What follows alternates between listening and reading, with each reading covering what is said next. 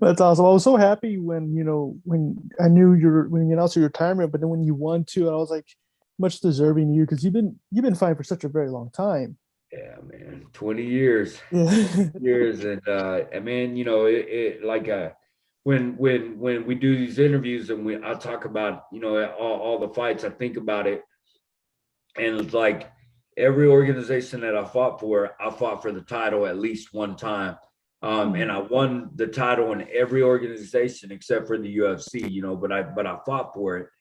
And it was like one of those things where I thought about that and I was thinking, man, I fought all those years, but I fought at the top of pretty much at the top of the class, all those years. And then, I had fights with Holloway, all these great guys, Korean Zombie, Jens Pover, Mike Brown, Mhm. and I look back on it now, man, and when you think about it in hindsight, like thinking about everything you've gone through and everything you've been through, you look at it and you appreciate it a lot more. And I was just Mhm. glad that I was able to keep it up, and like you said, man, to go out on top, beating the number one guy, and then stepping away. It's like I can say, I walked away as number one. Like, sure, there's guys that are number one now, but on that night, I was the best guy. So Mhm. it was like a great tip of the iceberg, great way to go out. So I was real happy about that as well. Oh, absolutely. It was a perfect moment. You're on top of your hand raised with, we're warrior. You all bleeded up, but you came up on top. And that's one thing, Rich and I were always talking about. We've been watching you fight since, the early WEC days, and we were always a fan of your style, always coming forward, especially for me, because like I grew up watching boxing. I did a little bit of boxing. I always liked the way you always came forward and you always put the pressure, which I always liked. And every fight you had was always very exciting, and he always fought the best. It was never an easy fight. He always fought the best of the best guys out there, you Yeah, know. And with retirement, was it a difficult decision for you, or was it kind of like, what, it's time now? so it's funny the way it played out. When I had retired the first time, of course, it was like I just had lost a love for MMA. I didn't want to grapple anymore. I just didn't want to do it. I was like, man, I'm done with this. And I wanted to get away from it, but I still wanted to compete. And when Bare Knuckle happened, I got a phone call from the owner of Bare Knuckle, and he reaches out and he tells me about it. He sends me a video, and I was like, God dang it! Why did this come out now? Like I'm done, like I'm not fighting anymore. I had I hadn't trained for 2.5 years, and I was like, man, I love the idea. I like thinking about everything, and I was like, man, I gotta get this to pass by my wife. You know what I mean? She's got to say yes. And Hmm. so a lot of different things had to happen. I had to come home, I had to explain to her, I had to tell her like, how I had walked away, why I walked away, but that I still had a hunger for it and I still wanted to compete. So man, I've been in church for the last 7 years. So I went to God with it, and I was like, man, this is something I really want to do. Help me figure this out. So the first fight that they offered me was against Julian Lane, and he's one of those Hmm. guys that likes to throw down, Yeah. So I was like, man, it's a Let me perfect bang. fight. Yeah, that's it. Let me bang. And so I was like, I can do this, but it all played out perfectly. First she come they come in, they say your first fight will be in Cancun, Mexico. She Mhm. had never been to Cancun, so I was like, listen, mama, we can go to Cancun, Mexico. And she was like, wait, what do you mean, what are you talking about? I was like, man, it's like a vacation, and we can go and we can have some fun and we'll be out on the beach and this and that. So that that helped a lot. But then, I had set goals whenever I said I was going to do this. I said, it's a new sport. I'm fighting a guy who's they're considering making a champion right away Mhm. because there was no real way. It was kind of new, so they needed a champion. And they're like, man, he won the title in England. He's coming here to the States, so we want to do this first bout in Mexico for the international title. So I was like, I get to win a title coming in. I get to fight a guy that's going to throw down, and we get to go to Cancun. But I thought, whenever I talk to God, I was like, look, if I do this, give me an opportunity to be number one. I want to prove to people that I'm the best. So I made that deal, right? And I prayed it out, and I got her to go ahead and agree to it. She was like, Cancun, you know what? Go ahead and sign it. 3 fights and that's it. So I was like, okay, 3 fights and that's it. So therefore, I made my deal with God. I made my deal with my wife. And then I made my deal with the company that I work for. I told them, hey, man, I got these 3 fights. I can stretch them out. I'll have to be gone a couple months at a time and to train, but I'll be back and I'll be on TV. So it'll be easier for people to reach out to me, and, it'll give them an opportunity to see what I used to do and kind of pull them into my world and make them more comfortable with who they're dealing with. So all 3 deals went good. I'm going to do the first fight. Everything goes great. When I fought Julian, I hadn't trained in 2.5 years. So I had 6 weeks to get ready. It took 1 week to make all these deals happen. And hold on, the little one found me. And so then I made all these deals. Let me let them come get her. Let's see. So right, I work everything out, and then I'm working with Cowboy and them, and I work out real hard for 5 weeks straight, like straight 5 weeks. Train like a madman. Everything works out. I get there and I knock out Julian.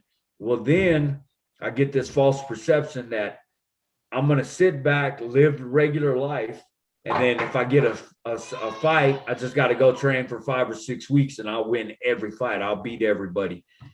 And they set me up against Jason Knight. So I wait 6 weeks exactly. I take off. I head down there to training camp, and I'm there for 3 weeks. And then they call me and they tell me that Jason Knight got hurt. They're gonna have to find me a replacement. So I was like, dang it, man, I might not fight. So I call my job, I call my wife, and I tell them, hey, man, I'm coming back home. I'm going to, if they find a replacement, it's probably going to be a nobody. I'll just train at home and it'll be good. So I come home, I'm in decent shape. I kind of keep on the treadmill, go to local gyms and get ready, but I'm not really training. I'm just kind of like half-assing it. And then they find me Jim Maylers. But with Jim Maylers, they tell me you're entering a 8-man tournament and it's for the lightweight title. So I was like, okay, so I'll kind of train for this fight. And then the next fight will probably be tough. And then the next fight, but that was breaking the original deal, right? Because I had said I was only going to do 3 fights. So that would have put another fight on the contract.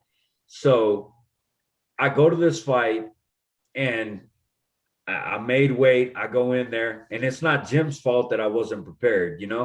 It's Jim's fault. I mean, Jim's job is to put me away, and he did. It was it was an ugly fight. It was a bad fight. I got punched right in the eyeball. Like, he didn't hit any bone anywhere. He just caught all eyeball. He damaged my eye for good. Like, I have tissue damage where one of my pupils is larger than the other pupil for the rest of my life. Like, from here on out. And I went in there, and I think because I broke that deal and I half-assed it, it kind of happened. And don't get me wrong, Jim's a great fighter, but I think if I'm prepared, it's a different fight. I don't know how the fight would go. I just think I could have gave him a better look. Either way, I come home after that fight, my eyes all messed up. Everything's, kind of like flips upside down. I'm thinking, man, I don't even know if I want to do this anymore. What should we do? My wife's like, you're never fighting again. It's over. You could have lost your eye. And I don't know what it was, man. Something. And of course, I always say God, but told me, get in the gym now, start training, and just get in there right now and start training, because something big is going to happen.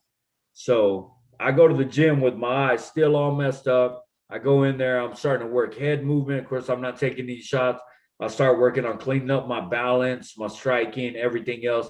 And I work.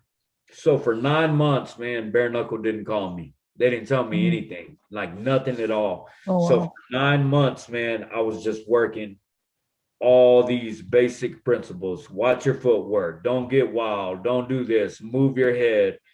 Slip punches, land, throw straight punches, throw number of punches.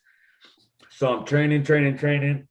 Then 9 months later, I see Joe Elmore fight Will Cho. And I'm Mhm. watching this dude, and I'm like, man, 165, I have a title at that weight class. This dude's something else. He's serious business, like he's killing people. Mhm. And I watch him fight Tom Schoaf.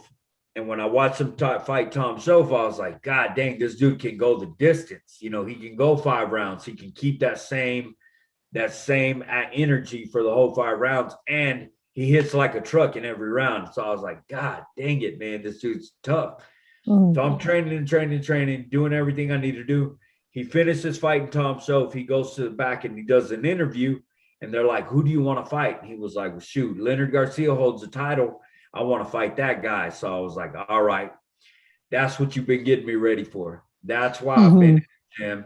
That's what it is. And then the rankings came out and he was number one.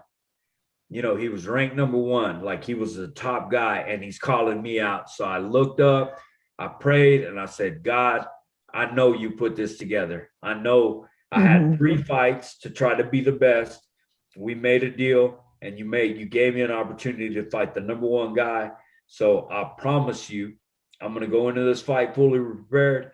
No matter what happens afterwards, I'm going to retire. So when people ask me, are you comfortable? Do you feel good about it? I think it was set up by design. You don't get Mhm. beat up by a guy and then fight the number one guy. It just doesn't happen that way. It had to be intervention somehow. So I think God put his plan into play. I tried to break the contract in that second fight against Jim. He didn't let it go. Well, not he didn't let it go that way. I didn't prepare correctly. I didn't do the right things, and it didn't go my way. And then he gave me the opportunity. But for a year and 2 months, man, I got ready for Joe Elmore without even knowing it. So, that's the way it happened, man. It all played out perfectly, and so when I retired, I had peace. You know what I mean? I felt good Mhm. about it. And I was like, you know what? I did everything I wanted to do. I made all the promises that I made and didn't have to break one. So I'm happy with it. That's amazing. It's like everything happened for a reason for that moment for Elmer fight, which That's is that's odd. exactly what it was, man. Everything happened in sequence and it happened in order. And people got to see the good side of Leonard, the bad side of Leonard, and the best side. So I showed all my sides and In and two I put fights. all my cards out on the table and it worked. Mhm. That's awesome, man.